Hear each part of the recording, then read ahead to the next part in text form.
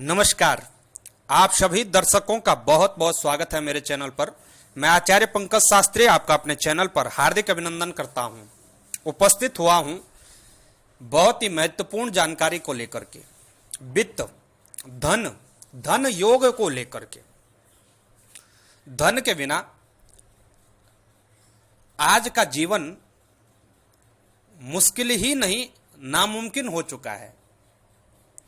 आज आम जनमानस धन के पीछे इतना लालायित होता है कि वह अपनी जन्मस्थली मातृभूमि को छोड़कर के भी कहीं और जाना चाहे तो वह जाता है और धन अर्जन करने के लिए बहुत सारी मेहनत करता है। लेकिन ज्योतिष में कुछ योग्य सूत्र हैं और वो यौगिक सूत्र यदि आपकी जन्म पत्रिका पर लागू हो रहे हो तो निश्चित ही आपके लिए भी अच्छी स्थिति बन सकती है। ज्योतिष के माध्यम से हम जानेंगे कैसे बनता है जन्म पत्रिका में धन योग। हमारे ऋषि मुनियों ने बड़ी तपस्या की और उसी का परिणाम ज्योतिष है।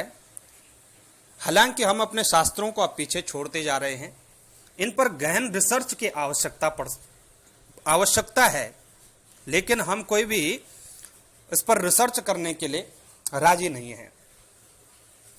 हमारी जन्म पत्रिकाओं में भी कई ऐसे योग छुपे होते हैं, कई ऐसे रहस्य छुपे होते हैं जो हमारी जन्म पत्रिका के अंदर विद्यमान होते हैं, लेकिन हमें पता ही नहीं होता है।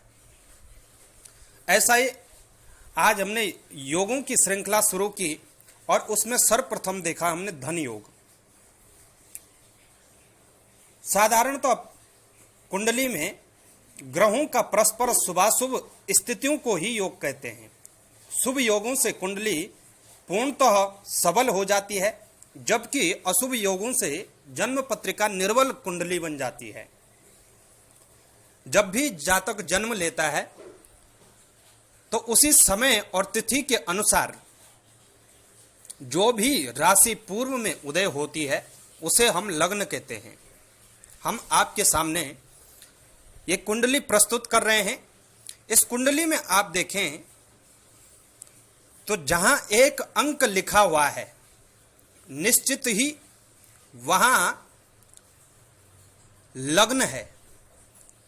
आपकी जन्म पत्रिका में एक अंक की जगह कोई सा भी अंक हो सकता है, 1 से 12 तक, लेकिन जो स्थान होता है ये लग्न वहीं स्थिर होता है, उसे हम लग्नेश ही कहेंगे। चाहे 1 अंक हो या 1 अंक हो, 2 अंक हो, 12 अंक हो, कोई से भी 12 अंकों में से कोई भी अंक हो, उसे ही हम लग्नेश कहते हैं, लग्न का स्वामी कहते हैं। प्रत्येक राशि का स्वामी है। उदाहरण तौर पर यहां जो 1 अंक लिखा उसका स्वामी होता है मंगल, तो लग्नेश हो गए मंगल। ऐसी जन्म पत्रिका में जो जो अंक लिखे हैं वो घर भी हैं, वही हम भाव भी कहते हैं जन्म पत्रिका को। इन्हीं में से जो विशेषतः हमारा योग है वह है धन योग। जब भी हम जन्म पत्रिका का विश्लेषण करते हैं और यह प्रश्न आता है धन योग का, तो हमें सर्वप्रथम दूसरे भाव, जिसे हम धन भाव कहते हैं, वहां का विश्लेषण करना चाहिए। हमें 9वें भाव का विश्लेषण करना चाहिए। भाग्य अच्छा होगा तो अच्छा धन हमें प्राप्ति होगी। और हमें 11वें भाव, जहां 11 अंक लिखा है, जहां दूसरा अंक लिखा है, जहां 9वां अंक लिखा है, 11वां भाव जो कि हमारा इनकम का होता है, आय का होता है, आय भाव इसे कहा जाता है, इन तीनों भावों को देखना पड़ता है। तो धन योग बनता कैसा है? जन्म पत्रिका में 9वां और 11वां भाव, इनके स्वामी यदि एक ही भाव में बैठ जाएं, यदि वह केंद्र व त्रिकोण में बैठ जाएं, केंद्र अर्थात 1, 4, 7, 10 इन स्थानों पर बैठ जाएं, जहां जहां ये अंक है इन्हें केंद्र कहते हैं, जबकि त्रिकोण 5 और 9, वैसे एक अंक भी त्रिकोण में आता है पर पूर्णतः 5 और 9 जहां लिखा है वह त्रिकोण है, ऐसे स्थानों पर बैठ जाता है तो निश्चित ही जन्म पत्रिका में सबल धन योग बनता है। 9 और 10 के स्वामी भी यदि एक भाव में हो जाएं तब भी अच्छा धन योग जन्म पत्रिका में बनता है। 9 और चतुर्थ का स्वामी एक भाव में हो भाग्य और सुख का स्वामी, तब भी जन्म पत्रिका में जातक का अच्छा धन प्राप्त होता है उसको अपने जीवन में। यदि जन्म पत्रिका के 9वां और पंचम स्थान का जो पंचम भाव है और 9वां भाव है उसका स्वामी अगर एक साथ केंद्र त्रिकोण में बैठे, शुभ राशि में बैठे, तो निश्चित ही अच्छा धन योग जातक की जन्म पत्रिका में विद्यमान होता है। 9वां भाव और द्वितीय धनेश जिसे हम कहते हैं धन भाव, यदि ये दोनों एक साथ हों, केंद्र त्रिकोण में हो, शुभ राशि में हो, तो जातक अपने जीवन में जरूरत से ज्यादा अधिक धन प्राप्त करता है। किसी भी जन्म पत्रिका में सर्वाधिक योग कारक यदि ग्रह हो और उसके साथ भाग्य भाव का स्वामी हो, तब भी अच्छा धन योग बनता है। कोई शुभ ग्रह हो और द्वितीय या धनेश के साथ अच्छी स्थिति में हो, तब भी एक मजबूत धन योग जन्म पत्रिका में बनता है। ध्यान दें, ये योग अधिक शुभ फलदायक तभी प्रमाणित होंगे जब यह केंद्र व त्रिकोण में होंगे और शुभ राशियों में होंगे। यद्यपि ये 3, 6, 8 या 12 भाव में बनेंगे तो ये नाम मात्र के शुभ होंगे और इतनी अच्छी जितनी उम्मीद इन योगों से होती है उतना आप प्राप्त नहीं कर सकते हैं। जन्म पत्रिका में कई चीजें देखनी होती हैं। लग्नेश देखना होता है, राशि और राशि स्वामी देखना होता है, किस नक्षत्र में जन्म लिए हैं, कौन सी दशा इस समय आप पर चल रही है। लेकिन ये कुछ ऐसी थ्योरी हैं जो अचानक से धन लाने का कार्य करती हैं। अब मैंने बताया 2, 9, 11 इन विशेष रूप से धन के लिए इन्हीं स्थानों पर फोकस किया जाता है, इन्हीं स्थानों का ज्यादा विश्लेषण किया जाता है।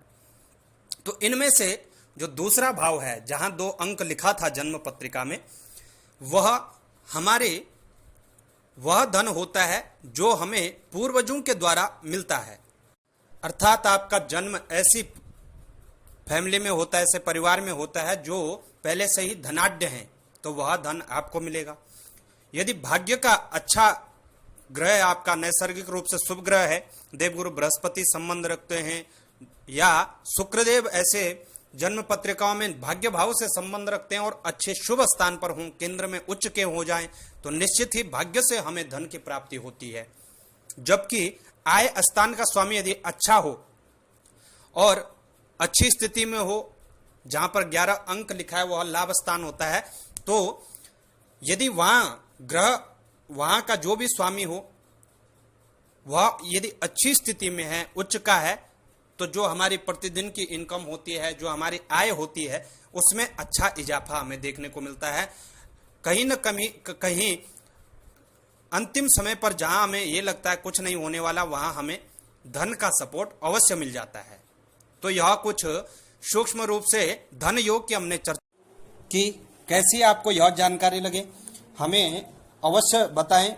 यह सूक्ष्म विश्लेषण हमने किया, जो कुछ नियम हैं, कुछ ऐसे सूत्र हैं, यदि यह सूत्र आपकी जन्म पत्रिका पर लागू हो रहे हों तो निश्चित ही आपको इसका लाभ लेना चाहिए।